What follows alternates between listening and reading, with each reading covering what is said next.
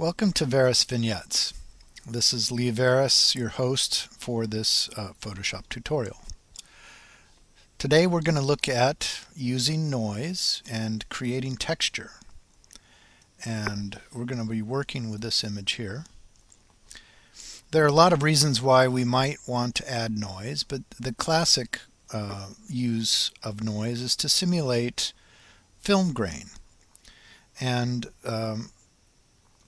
we can add a sort of film grain to this image by using noise. Now there's a special way that we have to add noise to this image. So what I'm going to do first is to create an overlay layer to contain the noise. So what we're going to do, let me close the info panel here, and I'm going to add a new layer. So I'll click on the new layer icon here at the bottom of the layers panel, but I want to hold down the Option or Alt key when I do that. So when I click on the new layer while holding down the Option or Alt key, I will get the new layer options. This is going to be my noise layer. And I want to change the mode here from normal to overlay. And now as soon as I do that, you'll notice that we now have this checkbox here that becomes available called Fill with Overlay Neutral Color, 50% gray. So I'll check that, and when I click OK, I will get a gray layer, and you'll notice in overlay mode this gray layer does absolutely nothing. Of course, if we were in normal mode, it would cover up the image, but in overlay mode 50% gray has no effect on the underlying image. Where it deviates from 50% gray, it will have a corresponding effect. So if it's lighter than 50% gray, it will make the underlying image lighter, and if it's darker than 50% gray, it will make the underlying image darker. So what happens is when we add noise to this layer, we can create a grain pattern that gets applied over the image. So let's do that. Go to the Filter, Noise, Add Noise, and now we can add a certain amount of noise, and you can see that it gets applied over the image. I think we probably only need about 20% here to get the effect that I'm looking for. I'm going to use Gaussian monochromatic because I want to simulate a kind of film grain look. And maybe we'll just use maybe 15%. So I'm looking for enough grain to make it convincing that it's actually maybe a shot from some film. But on screen I want it to look a little bit more than I would care to add. So at 50% view, I want to add just a little bit more than what I think looks good. Now, you can see that this adds a sort of grainy texture all over everything. And since it's in a layer, we can of course reduce the opacity. Or we can change from overlay to soft light to get a softer looking noise. The one thing that is perhaps a little artificial looking is that this noise is a little too sharp. Film grain is a bit softer, so what we're going to do next is we're going to add a little bit of blur. So I'll do Filter, Blur, Gaussian Blur, and I just want to add just a little bit of blur, just enough to take the sort of edge off of the grain structure. And I think maybe about 0.5 will do it. I'll uncheck the preview and you can kind of see the sharp grain versus just a little bit softer. Maybe we'll go about like that.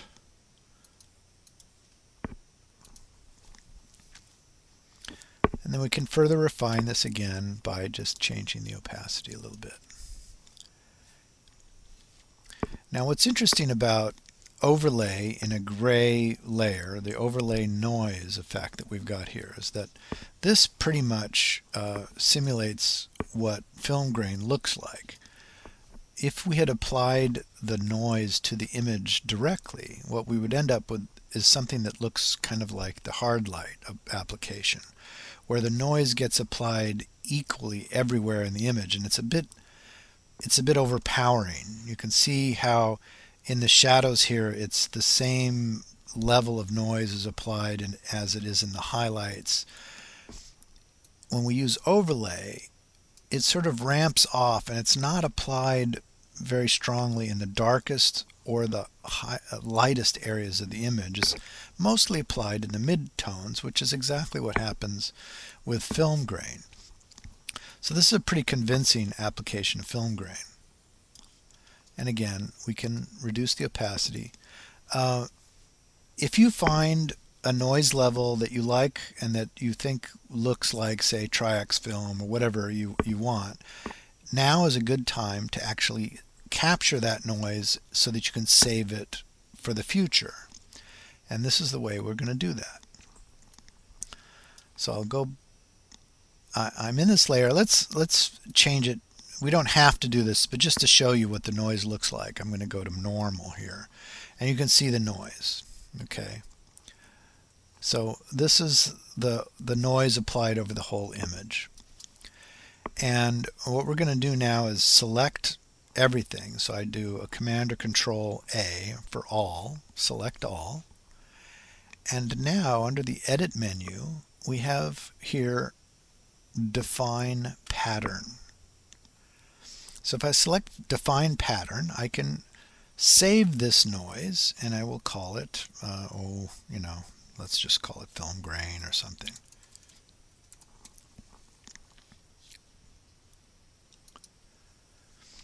Now the beauty of this, and I'll drop the selection, now that I've defined that pattern, I can recall this pattern and use it again. So here I'm going to throw away this noise layer. I'm just going to drag it to the trash here.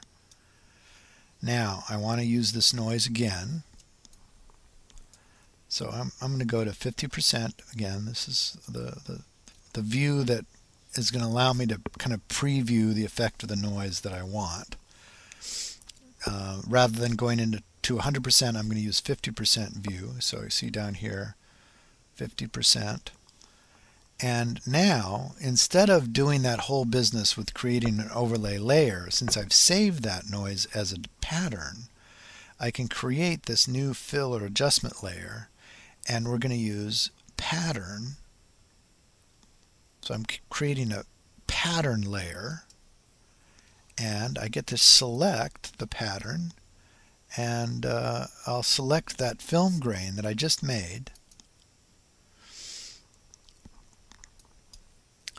Now I simply have to change the mode from normal to overlay. The beauty of having this pattern instead of recreating it from scratch, besides making it much faster and easier, I can change the scale of this noise. So if I double click on that pattern icon, the thumbnail here, I get the pattern fill, and now I can change the scale. Now watch what happens. So if I go to 50% or so, it makes it smaller and finer, and I can also scale it up, make it coarser. So with other, we can pick a different scale pattern and it will create a different effect just by changing the scale. Pretty cool. So you can create a whole library of different grain effects to apply to your images. Let's create another one. If we can do simple grain, we can also apply a texture to the image. So let's create a new overlay layer. I'm going to hold down the Option or Alt key and click on the new layer icon here at the bottom of the Layers panel. And we'll change the mode again from normal to overlay. Click Fill with Overlay Neutral Color. 50% gray. And we'll call this texture, because we're going to do something a little different. Now I'm going to run a different kind of filter. Let's run a clouds filter. So I do filter, render, clouds. Let's change this overlay to normal so you can see what happened here. So clouds creates this sort of cloudy, random, sort of blotchy pattern throughout the image. And by itself, it's kind of useless. If I just change this to overlay, it looks like crap, right? And we don't want to use that. So I'm gonna run another filter on this though. We're gonna go filter, stylize, emboss. And now we can kind of play around with the height and the amount and get kind of a stone texture, right? It's kind of a rough stone texture here. And you can play around with the lighting direction. You can see that each time you do this, you're going to get slightly different kind of an effect. So now I have a stone kind of texture. If I apply this in overlay mode, well, now I have kind of a different looking texture. It looks like she's sort of like imaged onto a piece of stone. Now, we don't necessarily have to use this over the whole image because it's in a separate layer. We can always mask it off. So if I add a layer mask here, and I can mask it off of parts of the image. So I'm going to change the foreground color to black here. Use a paintbrush, and painting into this white layer mask, I can remove the stone texture from her, so that it's only applied on the background.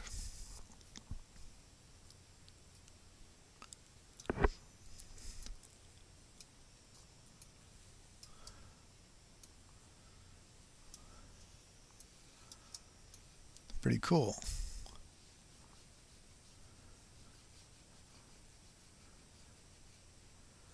So hopefully this has given you some ideas here. There's a lot of things you can use this for. And I would just be careful to paint it off of all areas of the figure that I don't want that texture to apply over. You get the idea, right?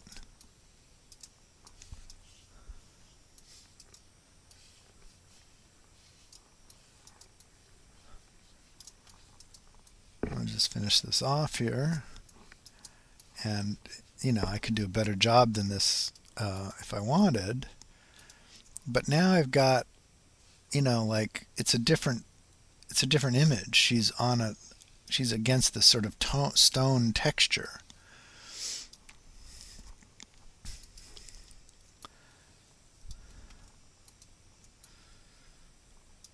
and that's a different image than what we started off with. And again, because it's in a separate layer, all we have to do is change the opacity and we get a more subtle effect, so it doesn't have to be quite so strong.